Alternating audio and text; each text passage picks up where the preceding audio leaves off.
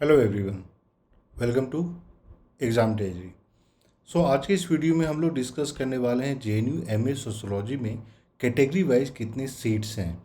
सो ये प्रोस्पेक्टस है 2024 का जेएनयू का। जितने भी ऐसे कैंडिडेट हैं जिन्होंने एमए सोशियोलॉजी का आप लोगों ने 2024 का सीयूटी एग्ज़ाम दिया है, तो इस वीडियो को पूरा देखिए।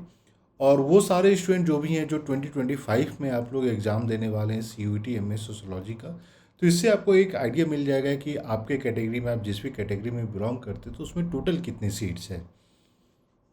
जो आपका एमए सोशियोलॉजी, इसका सेंटर का नाम है centre for study of social system, और ये स्कूल ऑफ सोशल साइंसेस के अंदर आता है। इसका जो कोड है SOCM।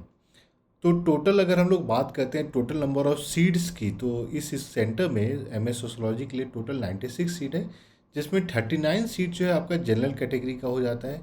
14 सीट जो है ये शेड्यूल कास्ट का हो जाता है। शेड्यूल ट्राइब का जो है 7 सीट्स हो जाता है। ओबीसी का 26 सीट हो जाते हैं। और वहीं ईडब्ल्यूएस की हम बात करें तो टोटल 10 सीट्स हो जाता है। और पीडब्ल्यूडी के लिए आपके 5 सीट्स हैं। अब एक जो जनरल कंसर्न होता है स्टूडेंट का कि सर हम इस कैटेगरी में बिलोंग करते हैं, हमारे लिए तो सीट बहुत कम है। तो देखिए यहाँ पे ना आपको थोड़ा सा समझना पड़ेगा कि एक्चुअली आपके लिए सीट कितनी है। ये जनरल कैटेगरी के लिए नहीं है, लेकिन बाकी सब कैटेगरी को ध्यान से देखना है। जो जनरल कैटेगरी की जो कट ऑफ मार्क्स होते हैं, सपोज कीजिए जेएनयू का एमएस सोशियोलॉजी का जो कट ऑफ परसेंटेज है वो 80% है। तो अगर कोई शेड्यूल कास्ट का लड़का है या लड़की है जिनका 81% आ जाता है, या मान लीजिए कोई ओबीसी से कैंडिडेट है जिनका 81% आता है, तो आपका जो एडमिशन है वो आपके कैटेगरी में नहीं लेकिन जनरल कैटेगरी में आएगा। आपका एडमिशन जनरल कैटेगरी में होगा।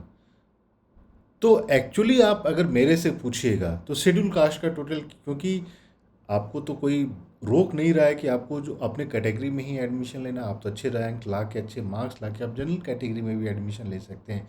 तो एक्चुअली आपके लिए जो सीट हो जाती है 14 + 39, आप कर दीजिए 14 + 39। तो यहाँ पे आपके लिए 53 सीट्स हो, मेरे हिसाब से आपके लिए 56 सीट्स हैं। वहीं अगर हम लोग शेड्यूल ट्राइब की बात करते हैं तो 39 + 7 यानी 46 सीट है आपके लिए। जेएनयू में एमए सोशियोलॉजी करने के लिए 46 सीट है। वहीं अगर हम लोग बात करते हैं ओबीसी कैंडिडेट का, तो 39 + 26 यानी आपके लिए 65 सीट्स हो जाता है। और ईडब्ल्यूएस कैटेगरी के लिए जो है टोटल 39 + 10 = 49 सीट्स हो जाता है। तो अपने आप को लिमिट नहीं करना है कि नहीं हम ओबीसी में है तो मेरा एडमिशन ओबीसी में ही होगा। नहीं, आप अच्छे मार्क्स लाइएगा तो आपका एडमिशन जो जनरल कैटेगरी में ही हो जाएगा।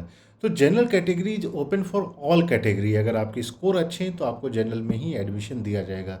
हाँ, जनरल कैटेगरी के जो सीट्स हैं दैट इज़ नो, और रिजर्व कैटेगरी के जो सीट्स हैं, reserve category seats are reserve for those who fall on the those category.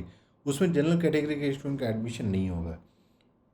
तो ये नहीं सोचिए कि हम शेड्यूल ट्राइब्स हैं तो मेरे लिए सिर्फ 7 सीट है, आपके लिए तो जनरल कैटेगरी का भी सीट है। So all that you have to do is the hard work.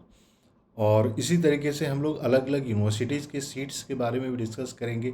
सबसे पहले तो ये तो क्लियर हो जाए कि एमए सोशियोलॉजी में एडमिशन लेना है तो मुझे कहाँ कहाँ कौन कौन सी यूनिवर्सिटीज़ है जहाँ पे एडमिशन मिल सकते हैं, कौन कौन से सेंट्रल यूनिवर्सिटीज़ है, सबके लिस्ट बना के हम लोग डिस्कस करेंगे।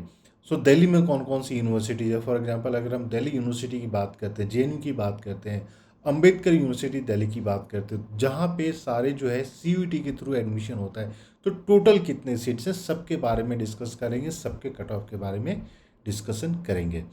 तो अगर आप न्यू है चैनल पे तो प्लीज़ चैनल को सब्सक्राइब कर लें, नोटिफिकेशन बेल भी दबा लें, सो दैट जितने भी इंपॉर्टेंट अपडेट्स होते हैं वो सारा आपको मिलता रहे। और वीडियो पसंद आए तो प्लीज़ वीडियो को भी लाइक कर दें। So thank you and we wish you all the very best.